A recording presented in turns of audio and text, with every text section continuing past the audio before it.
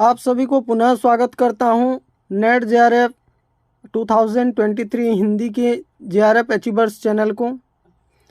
आप सभी अगर इस ग्रुप के साथ जुड़ना चाहते हैं या मेरे साथ संपर्क करना चाहते हैं तो इस नंबर पे मैसेज करें, आपको एक नए ग्रुप के साथ जोड़ दिया जाएगा।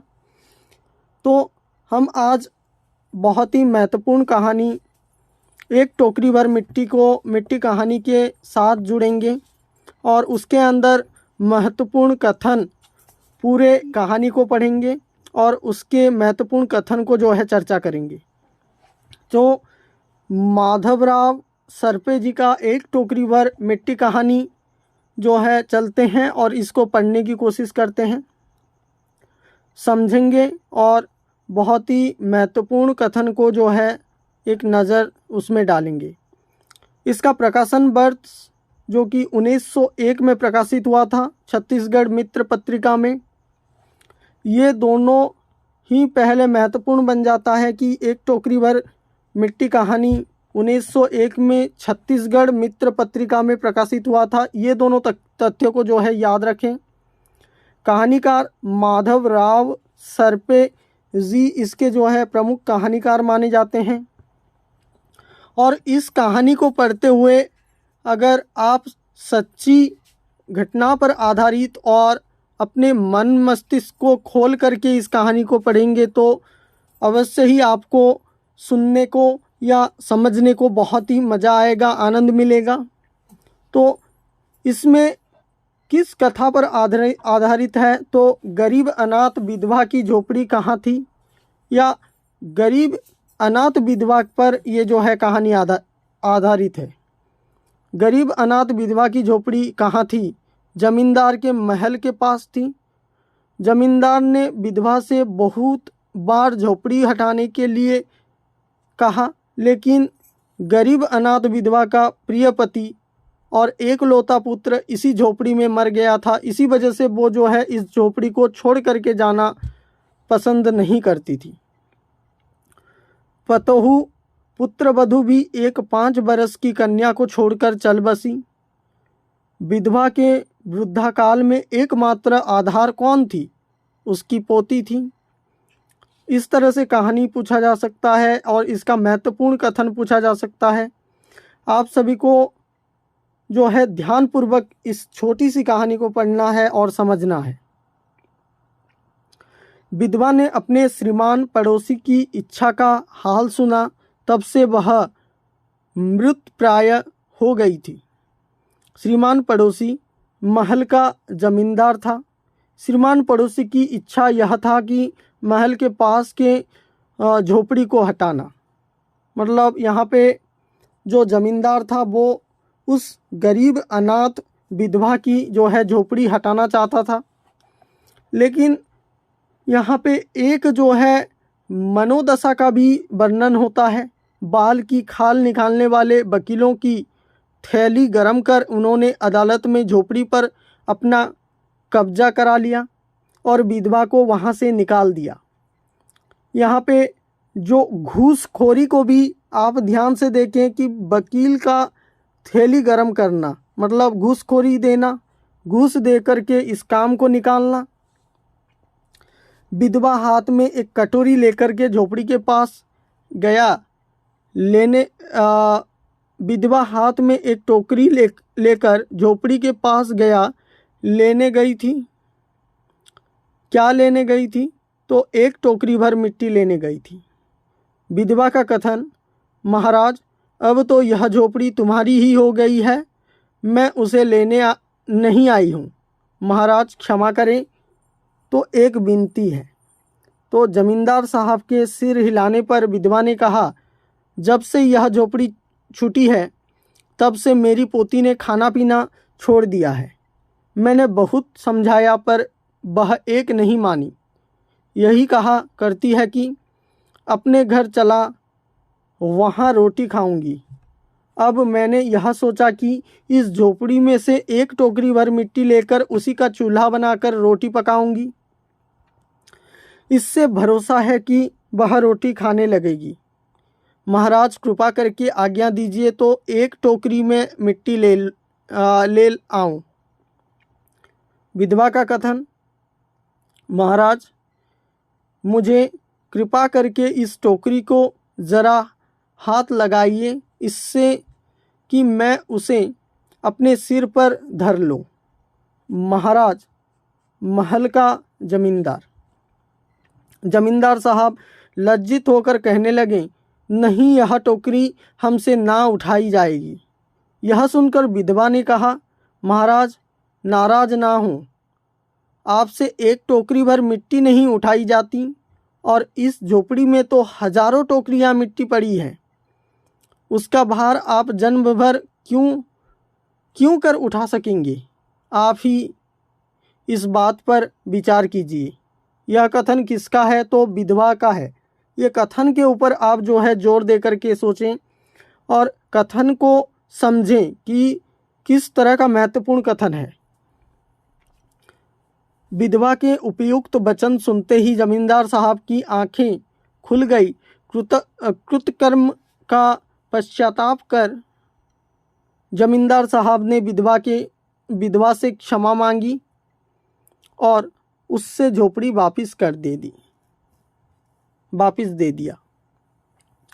तो इसका मैं थोड़ा सा कथन को हमने चर्चा किया। अब जो है पूरे कहानी को पढ़ कर के सुनाऊंगा। आपको यह कहानी सुनने में उतना मज़ा भी आएगा, उतना दिल को भी छुएगा। तो इस कहानी को हमने परीक्षा उपयोगी तरीके से देखा। अब कहानी को पढ़ते हैं, एक एक पद को समझने की कोशिश करते हैं। एक टोकरी भर मिट्टी 1901 में लिखा हुआ माधवराव सरपे जी का कहानी इस तरह से है कि किसी श्रीमान जमींदार के महल के पास एक गरीब अनाथ विधवा की झोपड़ी थी। जमींदार साहब को अपने महल का हाता उस झोपड़ी तक बढ़ाने की इच्छा हुई। विधवा से बहुतेरे कहा कि अपनी झोपड़ी हटा ले, पर वह तो कई जमाने से वहीं बसी थी। उसका प्रिय पति और इकलौता पुत्र भी उसी झोपड़ी में मर गया था। पोतह भी एक 5 बरस की कन्या को छोड़कर चल बसी थी। अब यही उसकी पोती इस वृद्ध काल में एकमात्र आधार थी। जब उसे अपनी पूर्व स्थिति की याद आ जाती तो मारे दुख के फुट फुट रोने लगती थी। और जब से उसने अपने श्रीमान पड़ोसी की इच्छा का हाल सुना, तब से वह मृत प्राय हो गई। उस झोपड़ी में उसका मन लग गया था कि बिना मरे वहाँ से निकलना नहीं चाहती थी। श्रीमान के सब प्रयत्न निष्फल हुए। तब वे अपनी जमींदारी चाल चलने लगे। बाल की खाल निकालने वाले वकीलों की थैली गरम कर उन्होंने अदालत से झोपड़ी पर अपना कब्जा करा लिया और विधवा को वहाँ से निकाल दिया। बेचारी अनाथ तो थी ही, पास पड़ोस में कहीं जाकर रहने लगी। एक दिन श्रीमान झोपड़ी की आसपास टहल रहे थे और लोगों को काम बतला रहे थे कि वह विधवा हाथ में एक टोकरी लेकर वहां पहुंची। श्रीमान ने उसको देखते ही अपने नौकरों से कहा कि उसे यहाँ से हटा दो, पर वह गिड़गिड़ाकर बोली, महाराज अब तो यह झोपड़ी तुम्हारे ही हो गई है, मैं उसे लेने नहीं आई हूँ। महाराज क्षमा करें, तो एक विनती है। महाराज मतलब जमींदार साहब के सिर हिलाने पर उसने कहा, जब से यह झोपड़ी टूटी है तब से मेरी पोती ने खाना पीना छोड़ दिया है। मैंने बहुत कुछ समझाया पर वह एक नहीं मानती। यही कहा करती है कि अपने घर चल, वहीं रोटी खाऊंगी। अब मैंने यह सोचा कि इस झोपड़ी में से एक टोकरी भर मिट्टी लेकर उसी का चूल्हा बनाकर रोटी पकाऊंगी। इससे भरोसा है कि वह रोटी खाने लगेगी। महाराज कृपा करके आज्ञा दीजिए तो इस टोकरी में मिट्टी ले आऊं। श्रीमान ने आज्ञा दे दी। विधवा झोपड़ी के भीतर गई। वहां जाते ही उसे पुरानी बातों का स्मरण हुआ और उसकी आंखों से आंसू की धारा बहने लगी। अपने आंतरिक दुख को किसी तरह संभालकर उसने अपने टोकरी मिट्टी से भर ली और हाथ से उठाकर बाहर ले आई। फिर हाथ जोड़कर श्रीमान से प्रार्थना करने लगी, महाराज कृपा करके इस टोकरी को जरा हाथ लगाइए, जिससे कि मैं उसे अपने सिर पर धर लूं। जमींदार साहब पहले तो बहुत नाराज हुए, पर जब बार बार हाथ जोड़ने लगी और पैर पर गिरने लगी तो उनके मन में कुछ दया आ गई। नौकर से ना कहकर आप ही स्वयं टोकरी उठाने आगे बढ़ी। ज्यों ही टोकरी को हाथ लगाकर ऊपर उठाने लगे, त्यों ही देखा यह काम उनकी शक्ति के बाहर है। फिर तो उन्होंने अपनी सब ताकत लगाकर टोकरी को उठाना चाहा, पर जिस स्थान पर टोकरी रखी थी वहाँ से वह एक हाथ भी ऊंची ना हुई। वह लज्जित होकर कहने लगे, नहीं, यह टोकरी इसमें ना उठाई जाएगी।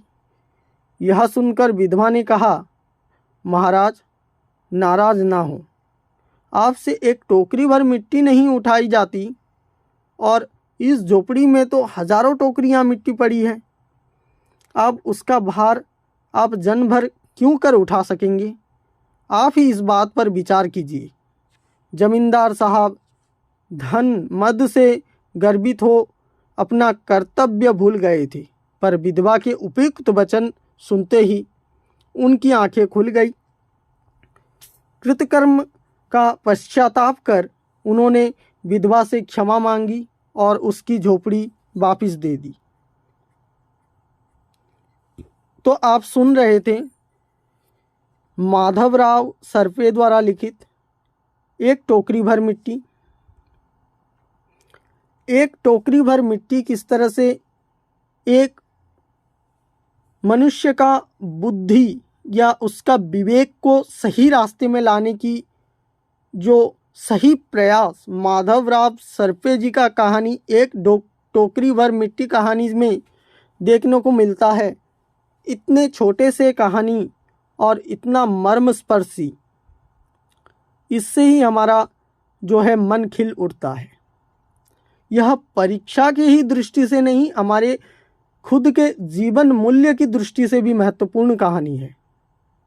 और इस कहानी में से हमारे अंदर, इसको पढ़ने के बाद हमारे अंदर जो कुविचार आते हैं उन सभी को खत्म कर एक नई जिंदगी जीने के लिए हम जो है तैयार रहें। और इस कहानी को हमने पढ़ा, परीक्षा उपयोगी दृष्टि से हमने देखा इसका प्रकाशन वर्ष, कहानीकार, उसके साथ साथ नाटक को भी पढ़ करके आपको सुनाया। यह कहानी आपको अच्छी तरीके से समझ में आ गया होगा और मेरा यह वीडियो बनाने का मकसद पूरा हुआ होगा। आपको समझ में आया है तो लाइक, शेयर एंड सब्सक्राइब करना ना भूलें। फिर मिलते हैं एक नई कहानी के साथ, एक नई नाटक के साथ। तब तक के लिए आप सभी को नमस्कार।